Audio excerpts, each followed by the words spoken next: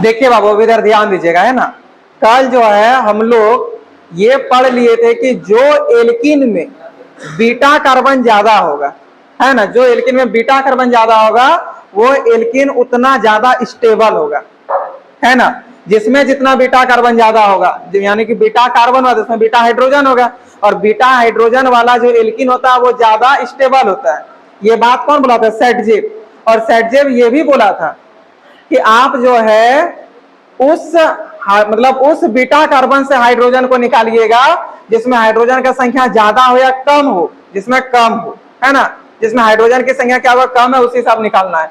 तो वही हम लोग लिखेंगे जो बात सेटजेब बोला। सेटजेब का ये दो बात है कि आप उस बीटा कार्बन से हाइड्रोजन को निकालिएगा जिसमें हाइड्रोजन की संख्या कम हो, और दूसरा कानून का ये है कि जिसमें जितना ज्यादा बीटा हाइड्रोजन होता है वो एल्कीन उतना ज्यादा क्या होता है, स्टेबल होता है। कोई प्रॉब्लम है तो लिखिएगा सेटजेब रूल, हेडिंग बनाइएगा सब कोई सेटजेब रूल, ठीक है, सेटजेब रूल, सेटजेब रूल, ठीक है। देखिए बाबू अब हम लोग ये बात तो भी समझ गए थे कि जिसमें जितना ज्यादा बीटा कार्बन होगा, यानी कि जिसमें जितना ज्यादा बीटा हाइड्रोजन होगा वो एल्कीन उतना ज्यादा पावरफुल होगा, है ना, वो एल्कीन उतना ज्यादा स्टेबल होगा। तो बताइए यहां पे देखिए एल्कीन है, इस एल्कीन में टोटल कितना बीटा कार्बन है? 4 बीटा कार्बन है। इसमें टोटल कितना है? इसमें टोटल कितना है? 2 है रे। अच्छा 3 लिख दीजिए, यहाँ पे हाइड्रोजन कर दीजिए, ठीक है, यहाँ पे हाइड्रोजन कर दीजिए। इसमें टोटल कितना? 2 है। इसमें भी टोटल कितना है? इसमें टोटल कितना है? और इसमें तो बताइए सबसे ज्यादा स्टेबल एल्कीन कौन होगा? उसके बाद ये वाला, उसके बाद ये वाला, उसके बाद ये, उसके बाद ये, उसके बाद ये। हम आपको ऑप्शन दे रहे हैं, ए नंबर इधर घूमेगा मुंह या फिर इधर, किधर देंगे? ऊपर, ए वाला, यानी कि सबसे ज्यादा स्टेबल ये है तो इधर ही हम लोग को मुंह घुमाना है। यानी कि जिसमें जितना ज्यादा बीटा कार्बन होगा वो उतना ज्यादा स्टेबल होगा। ये बात कौन बोला है बताइए?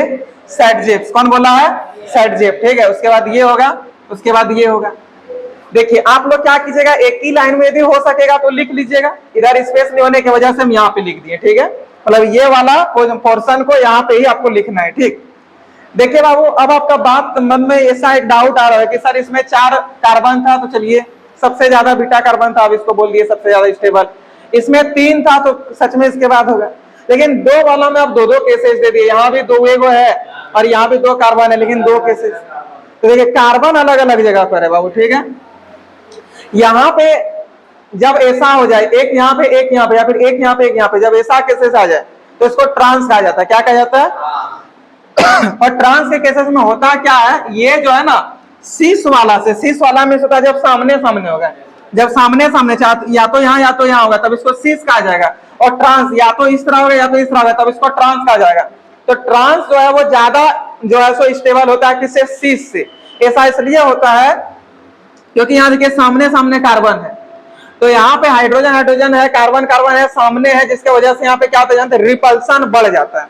और जब अंदर रिपल्सन होने लगेगा तो वो स्टेबल कंपाउंड कहलाएगा अनस्टेबल, अनस्टेबल। लेकिन यहाँ पे देखिए कितना दूर दूर पे है तो ये आपका स्टेबल हो जाता है। इससे ज्यादा स्टेबल ये होता है, समझे, इसलिए ये आपका ज्यादा पावरफुल है, ज्यादा स्टेबल है, और ये आपका कम है। उसके बाद इसमें एक गो है, इसमें एक गो नहीं, सबसे खड़ा हुआ हो गया। क्या सबको समझ में आया? कोई प्रॉब्लम है? तो चलिए आप लोग सबसे पहले सेटजेब रूल करके इसका लैंग्वेज को लिख लीजिएगा, उसके बाद ये वाला लिखिएगा, ठीक है। लिखिएगा लैंग्वेज। सेटजेब रूल के अनुसार डिहाइड्रेशन या डिहाइड्रो हेलोजिनेशन में H एटम को उस बीटा कार्बन से निकाला जाता है, H एटम को उस बीटा कार्बन से निकाला जाता है जिस पर H एटम की संख्या कम होती है, जिस पर H एटम की संख्या कम होती है। दूसरे शब्दों में सेटजेब रूल के अनुसार, दूसरे शब्दों में सेटजेब रूल के अनुसार अधिक सब्स्टिट्यूशन वाला एल्कीन स्टेबल या मेजर प्रोडक्ट होता है। उसके बाद अकॉर्डिंग टू सेटजेब करके वो पूरा नोट कर लीजिएगा। चलिए इंग्लिश मीडियम के बच्चे लिखिएगा, according to Saytzeff rule, according to Saytzeff rule in dehydration or dehydrohalogenation H atom is removed from that beta carbon which has less number of hydrogen atom. In other words, according to Satyev's rule, more substituted alkene will be the stable और major product हो गया। Next हम कुछ exam, इसको मिटा सकते हैं। GK GS पूछेगा उतना तो नहीं बता पाएंगे, हमको पता है। नहीं ऐसा होता कि 11 12 बीएससी एमएससी तक का केमिस्ट्री पूछता ना, हम चले जाते। हाँ, शुरुआत से 4-5 क्वेश्चन तक पा जाइएगा, उसके बाद थोड़ा सा होगा। ऐसा कहीं नियम बने कि केमिस्ट्री का क्वेश्चन पूछा तो हम कन्फर्म है हम जाएंगे, ठीक है। कम से कम चलिए 7 करोड़ नहीं तो कम से कम लाख 2 लाख 5 लाख तक में तो जरूर पहुंचेंगे, ठीक। ग्रेजुएशन तक यदि पूछा तो कन्फर्म वहां तक बताएंगे। अब थोड़ा एमएससी पीएचडी वाला सब तो देखना ही होगा, इससे थोड़ी मतलब हो पाएगा।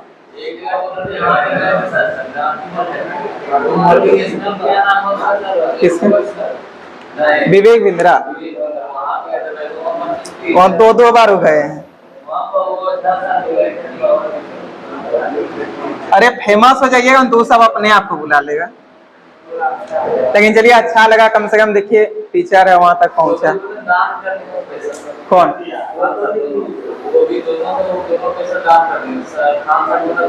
कंप्यूटर का।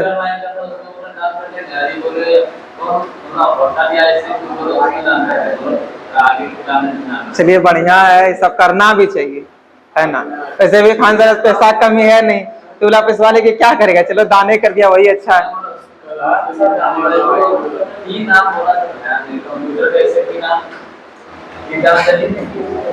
अच्छा चलिए जो भी था।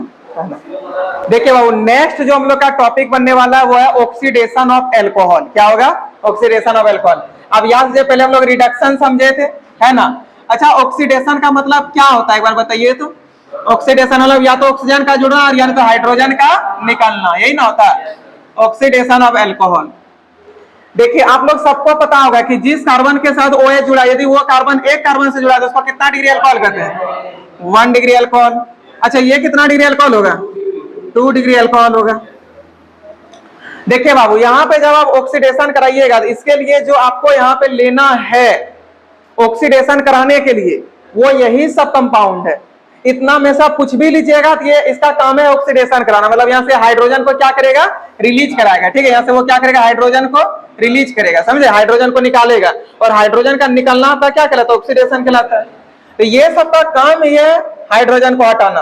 तो देखिए बाबू एक हाइड्रोजन यहां से हटेगा और दूसरा हाइड्रोजन आपका यहां से हटेगा, समझे। तो यहाँ पे क्या बचा? देखिए तो H3C, फिर सिंगल बॉन्ड C, ओ तो यहाँ पे डबल बॉन्ड हो जाएगा, फिर यहाँ पे क्या हो जाएगा H, और इधर से आपका क्या निकला? H मिल करके H2 क्या हो गया? बाहर हो गया, गैस की तरह उड़ जाएगा। अब बताइए बाबू इसका यहाँ जो आपको मिला 1 डिग्री अल्कोहल को जब आप ऑक्सीडेशन किए तो आपको क्या मिल गया? एल्डिहाइड। क्या मिल गया? एल्डिहाइड। थोड़ा याद कीजिए पीछे वाला रिएक्शन, लिंक करके पढ़िएगा, ठीक है। देखिए जब आप एल्डिहाइड को रिडक्शन करते थे तो क्या मिलता था? 1 डिग्री अल्कोहल को, समझे। तो यहाँ से जोड़ के रखिएगा, ठीक है, कि जब हम लोग ऑक्सीडेशन करेंगे 1 डिग्री अल्कोहल का तो हम लोग को मिलेगा एल्डिहाइड। क्या मिलेगा? एल्डिहाइड। लेकिन जब एल्डिहाइड का कर देंगे रिडक्शन तब क्या मिलेगा? 1 डिग्री अल्कोहल। भूलिएगा नहीं, ठीक है, सब याद रखिएगा। एक बार और बोलिए, जब 1 डिग्री अल्कोहल का हम लोग करेंगे ऑक्सीडेशन तो क्या मिलेगा? और जब एल्डिहाइड का कर देंगे रिडक्शन तो क्या मिलेगा? एक बार और, जब 1 डिग्री अल्कोहल का करेंगे ऑक्सीडेशन तो क्या मिलेगा? और जब एल्डिहाइड का कर देते हैं रिडक्शन तो क्या मिलता है? और इसको हम पहले बताए थे 1 डिग्री अल्कोहल वाला, ठीक है। आप लोग देख लीजिएगा, बिहार वाले सब दिक्कत नहीं होगा। अब इसको देखिए बाबू ये आपका 2 डिग्री अल्कोहल है ना, 2 डिग्री अल्कोहल। तो एक हाइड्रोजन, और देखिए ये वाला आपको लेना है, इतना में से कुछ भी लेना है, K2Cr2O7 या KMnO4 या Cr2O5 या PCC, इतना में से कुछ भी लेना है। इसी का शॉर्ट नाम है, शॉर्ट नाम। तो ये शॉर्ट में इसको PCC कहा जाता है। तो इतना में से आप कुछ भी आपको यहाँ पे लेना है, ठीक है। देखिए बाबू एक हाइड्रोजन फिर से यहाँ से निकलेगा और एक हाइड्रोजन यहाँ से निकलेगा। तो अब बताइए यहाँ पे क्या बचा? H3C, फिर से C, इधर भी CH3, यहाँ पे डबल बॉन्ड O, यहाँ से H और H निकल के क्या हो गया? H2, ये आपका बाहर निकल गया। अब बताइए, और याद कीजिएगा थोड़ा पीछे वाला रिएक्शन। पीछे वाला रिएक्शन में हम आपको क्या बताए थे कि जब एल्डिहाइड को करते हैं रिडक्शन तो मिलता है 1 डिग्री अल्कोहल, लेकिन जब कीटोन का करते थे रिडक्शन तब क्या मिलता था? 2 डिग्री अल्कोहल। जब कीटोन का करते हैं रिडक्शन तो क्या मिलता है? और एक बार जब कीटोन का करते हैं रिडक्शन तो क्या मिलता है? और जब 2 डिग्री अल्कोहल का उसका उल्टा यानी कि 2 डिग्री अल्कोहल का करेंगे ऑक्सीडेशन, तो क्या मिलेगा?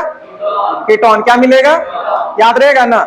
एक बार और, 2 डिग्री अल्कोहल का करेंगे ऑक्सीडेशन, तो क्या मिलेगा? अब देखिए बाबू, आता है 3 डिग्री अल्कोहल, और 3 डिग्री अल्कोहल आपको पता है कि दोनों से तो ज्यादा स्टेबल होता है ना। तो 3 डिग्री अल्कोहल के केसेस में ना नो रिएक्शन है। मतलब कि आपको अभी 12th का बुक देखिएगा एनसीईआरटी का, तो उसमें आपको लिखिएगा कि 3 डिग्री अल्कोहल स्टेबल ज्यादा होने के कारण इसका ऑक्सीडेशन नहीं हो पाता है। समझे?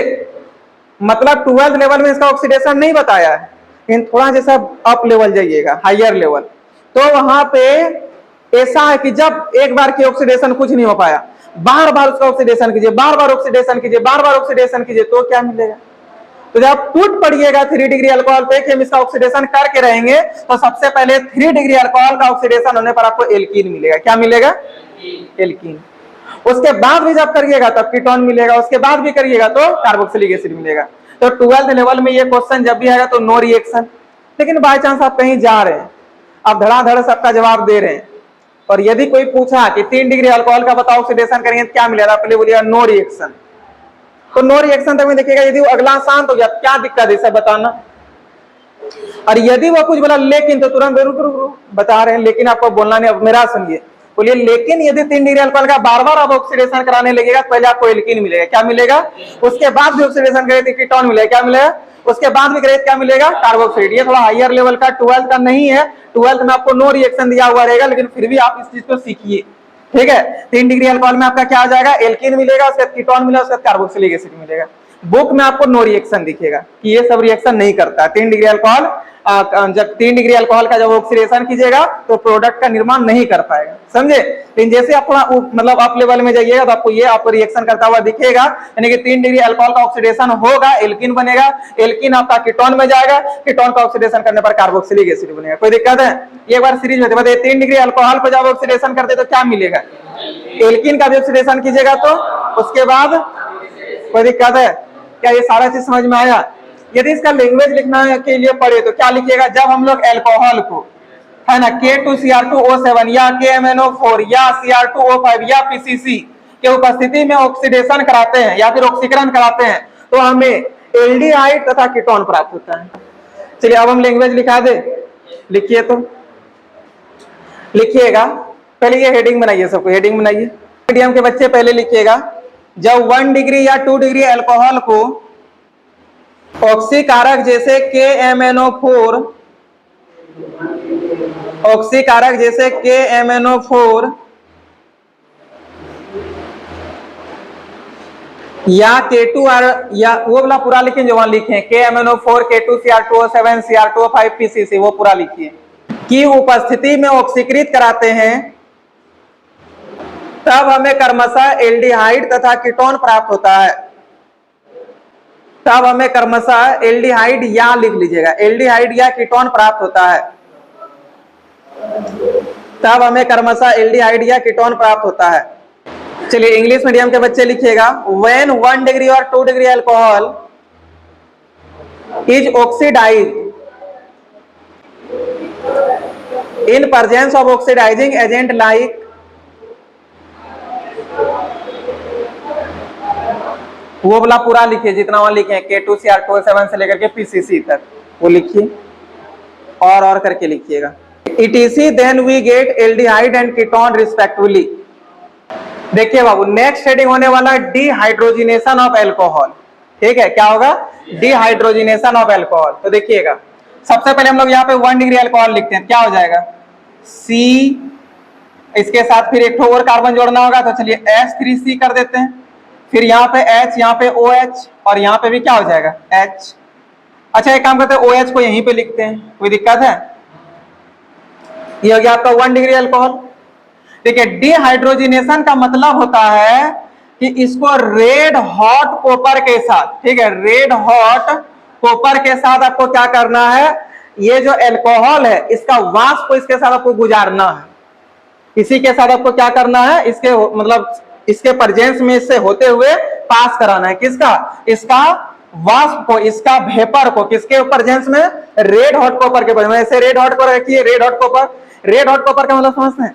लाल तप्त तांबा, अब हॉट का मतलब हो गया तप्त, कॉपर मतलब तांबा, और जब तप्त तांबा होगा तो आपको सफेद दिखेगा क्या, वो तो लालिन दिखेगा, इसलिए इसका नाम है रेड हॉट कॉपर, लाल तप्त तांबा, समझे, लाल तप्त तांबा। और ये कितना डिग्री सेल्सियस पे करना है जानते हैं, 300 डिग्री सेल्सियस पे। कितना डिग्री सेल्सियस पे, इसको यदि केल्विन में चेंज करना चाहिए तो 573 केल्विन। देखिए बाबू, ये भी आपका काम करेगा ऑक्सीडेशन के ही तरह, यानी कि ये भी आपका हाइड्रोजन का ही रिप्लेसमेंट करने वाला है, ठीक है। एक हाइड्रोजन तो यहां से निकल जाएगा और दूसरा हाइड्रोजन यहां से निकल जाएगा, क्या बनेगा, सेम वही चीज बनेगा, यानी कि H3C, C double bond O, और यहाँ पे क्या आ जाएगा, H आ जाएगा। अच्छा, 2 डिग्री अल्कोहल जब लेते हैं तो देखते हैं क्या होता है ना, 2 डिग्री अल्कोहल, जब आप 2 डिग्री अल्कोहल ले लेते हैं यानी कि H3C, फिर हो जाएगा यहाँ पे OH, CH3, और यहाँ पे भी क्या कर दीजिए, H कर दीजिए, क्या देखिए जिसके साथ जुड़ा है वो 2-2 कार्बन से जुड़ा है, इसलिए आपका ये क्या आ गया, 2 डिग्री अल्कोहल। कितना डिग्री अल्कोहल हो गया, 2 डिग्री अल्कोहल। और जब 2 डिग्री अल्कोहल को आप सेम यही चीज रेड हॉट कॉपर यानी कि 300 डिग्री सेल्सियस या सब 573 केल्विन में कराइएगा, यहाँ से ये वाला हाइड्रोजन बाहर और यहाँ से ये वाला हाइड्रोजन बाहर, तो क्या बनेगा देखिए, तो CH3 यानी कि H3C, फिर C डबल बॉन्ड O, उसका फिर से क्या आ जाएगा, CH3। देखिए यहाँ पे एल्डिहाइड मिला, यहाँ पे क्या मिला, कोई दिक्कत है। अब देखिए लास्ट तो 3 डिग्री अल्कोहल देख लीजिए, जब 3 डिग्री अल्कोहल होगा, ठीक है, यानी कि H3C, फिर COH, यहाँ से भी CH3, और यहाँ से भी क्या हो गया, CH3। देखिए हर जगह से ये कार्बन के साथ OH जुड़ा है, फंक्शनल ग्रुप जुड़ा है, किंग जुड़ा है, और यही कार्बन ऑलरेडी 3 कार्बन से जुड़ गया है, जुड़ा है नहीं जुड़ा है। अच्छा, इस CH3 को यदि हम सजा दे तो ऐसा लिख सकते हैं कि नहीं लिख सकते, कोई दिक्कत नहीं है। बताइए C और O में ज्यादा पावरफुल कौन, इस पर माइनस चार्ज, इस पे कैसा चार्ज, इस जोन में ज्यादा पावरफुल तो यही है, इस पे माइनस, इस पे क्या। अब देखिए H और OH मिलकर के क्या निकालेगा, H2O, क्या निकालेगा, H2O, और यहाँ पे प्लस का H2 कर दीजिए और यहाँ पे भी प्लस का H2 कर दीजिए, क्या कि H2 यहाँ से निकला ना, एक हाइड्रोजन यहाँ से, एक हाइड्रोजन यहाँ से, H2 हो गया, यहाँ से आपका H2 हो गया, और यहाँ से आपको क्या मिला, अच्छा CH2 हो गया, CH2 फिर डबल बॉन्ड, फिर यहाँ पे क्या हो जाएगा C, यहाँ पे CH3, और यहाँ पे भी क्या हो गया, CH3। तो आप कुछ देखें बाबू कि 3 डिग्री अल्कोहल में जब रेड हॉट कॉपर से हम लोग क्या कराते हैं, पास कराते हैं, तो हम लोगों को एल्कीन प्राप्त होता है। क्या प्राप्त होता है, एल्कीन प्राप्त होता है। कोई दिक्कत है, तो ये वाला याद रखना है, ठीक है, ये सब कि 1 डिग्री अल्कोहल में एल्डिहाइड, 2 डिग्री में कीटोन, लेकिन 3 डिग्री में क्या होगा, एल्कीन। क्या प्राप्त हो जाएगा, एल्कीन। कितना डिग्री सेल्सियस पे, 300 डिग्री सेल्सियस या 573 केल्विन, किस पर, तो रेड हॉट कॉपर से पास कराते हुए यदि कीजिएगा तो ये सब चीज आपको मिलने वाला है। क्या सबको अच्छे से क्लियर है, कोई प्रॉब्लम नहीं है, तो इसको नोट कीजिएगा। लेकिन एक काम कीजिए, सबसे पहले आप लोग ये हेडिंग बना लीजिए, ठीक है, उसके बाद लिखा, हाँ यहाँ पे प्लस कर देना है, इसको नोट कर लीजिए। जब 1 डिग्री या 2 डिग्री अल्कोहल के वाष्प को लाल तप्त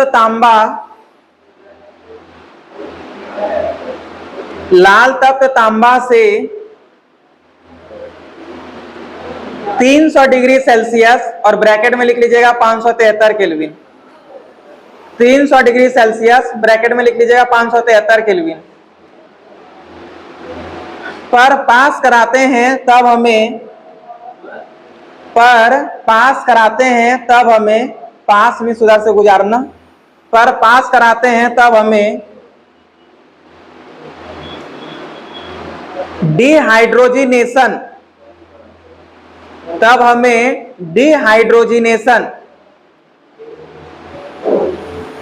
के द्वारा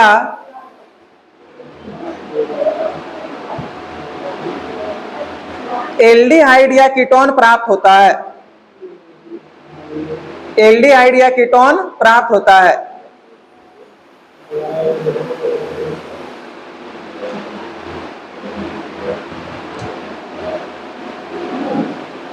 लिख लिए।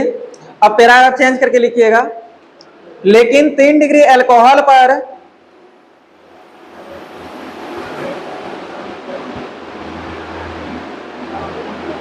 डिहाइड्रेशन की प्रक्रिया हो जाती है,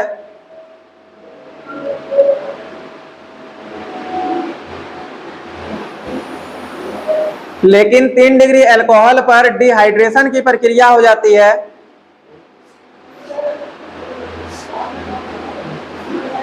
और हमें एल्कीन प्राप्त होता है, और हमें एल्कीन प्राप्त होता है।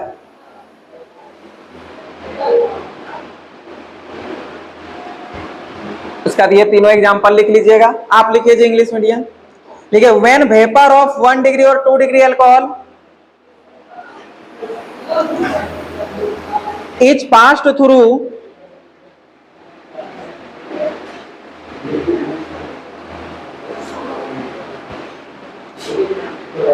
Red hot copper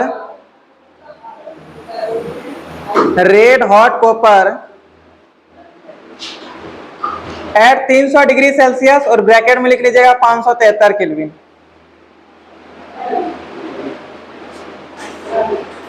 Then we get aldehyde and ketone respectively.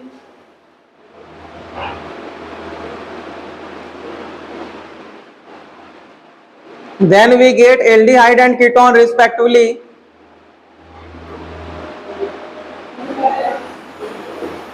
by dehydrogenation.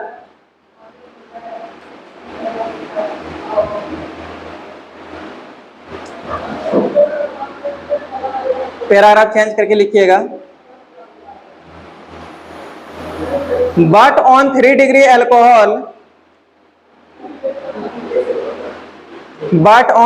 Alcohol, dehydration takes place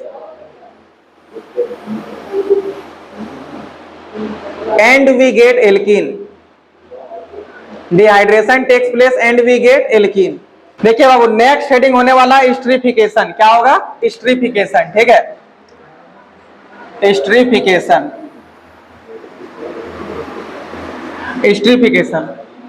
इसको समझिएगा थोड़ा। ठीक है, देखिए एस्टरीफिकेशन में आपको ईस्टर प्राप्त होने वाला है। क्या प्राप्त होगा? ईस्टर।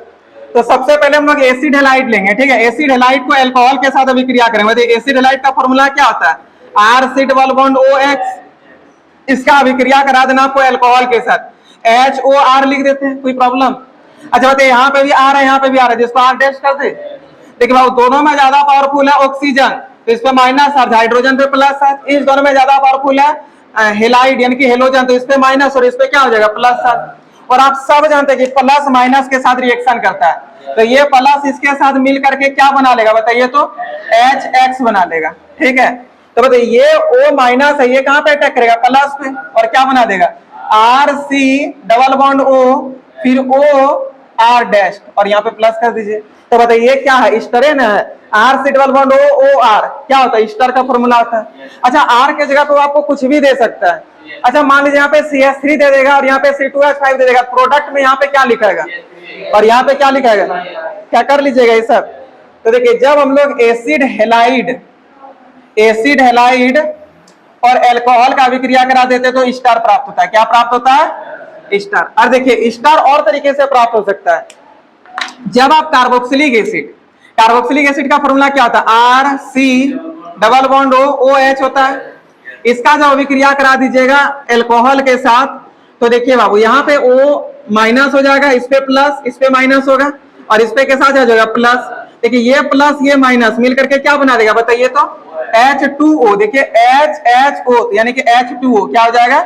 H2O, फिर प्लस। देखिए अब ये वाला माइनस यहाँ प्लस के पास अटैक करेगा नहीं, ये माइनस यहाँ पे आके अटैक करेगा, क्या बनेगा? RC डबल बॉन्ड O और R डैश बनेगा। फिर से देखिए ईस्टर प्राप्त हो गया। यानी कि ईस्टर को आप एसिड हैलाइड से भी अल्कोहल का अभिक्रिया करा करके प्राप्त कर सकते हैं। ईस्टर को आप कार्बोक्सिलिक एसिड से भी, किसके साथ?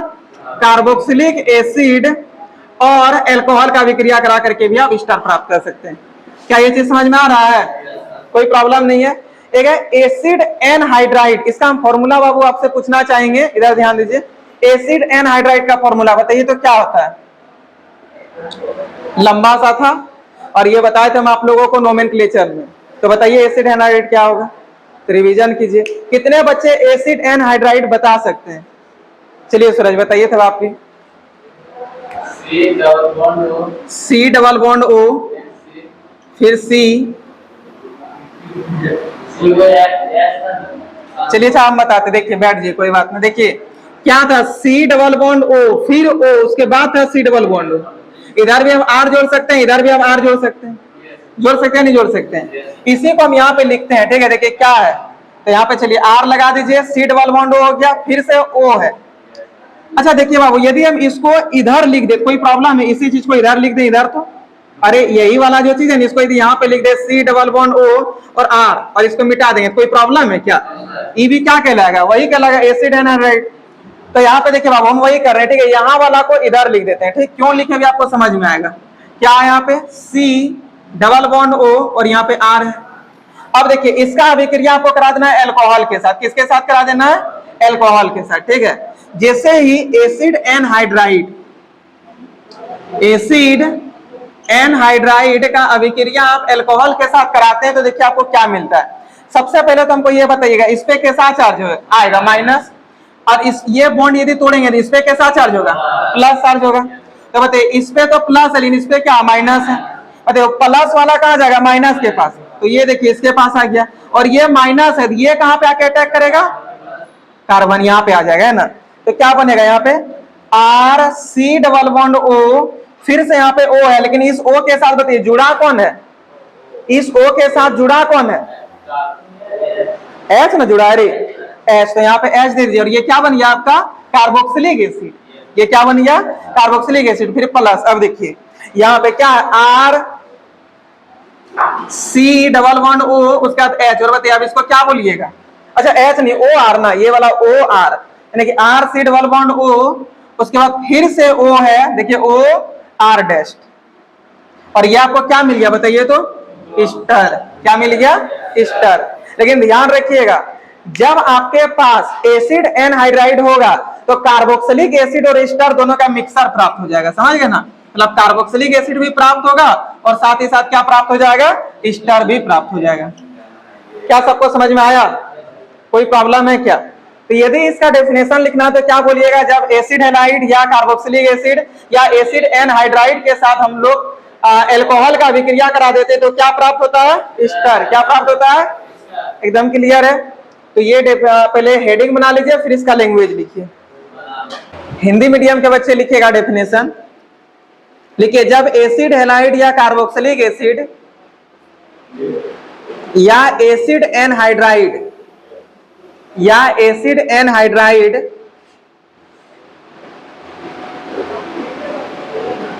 जब एसिड हैलाइड या कार्बोक्सिलिक एसिड या एसिड एनहाइड्राइड को अल्कोहल के साथ अभिक्रिया कराते हैं, को अल्कोहल के साथ अभिक्रिया कराते हैं, को अल्कोहल के साथ अभिक्रिया कराते हैं, तब हमें ईस्टर प्राप्त होता है। तब हमें ईस्टर प्राप्त होता है। तब हमें ईस्टर प्राप्त होता है। उसका ये पूरा नोट कर लीजिएगा। और इंग्लिश वाले बच्चे लिखिएगा, व्हेन एसिड हैलाइड और कार्बोक्सिलिक एसिड और acid anhydride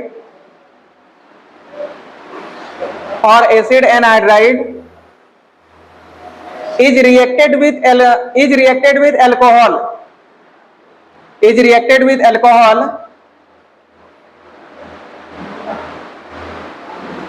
then we get ester.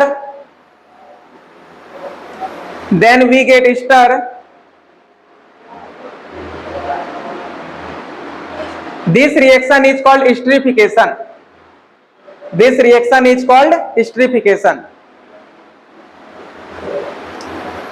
उसका बाद इसको नोट कर लीजिए। आज इतना ही रखेंगे, इसके आगे फिर हम लोग नेक्स्ट मिलेंगे, ठीक है।